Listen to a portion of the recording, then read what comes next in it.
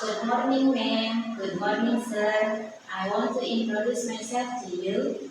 My name is Sue Henry. I'm 29 years old.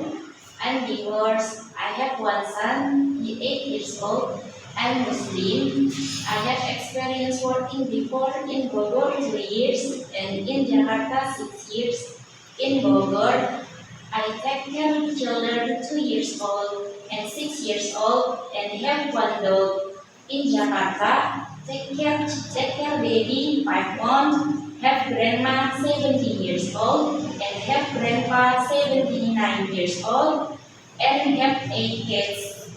I can cook simple Chinese food like steamed chicken, steamed fish, steamed egg, chicken with mushroom, porridge, and make some soup.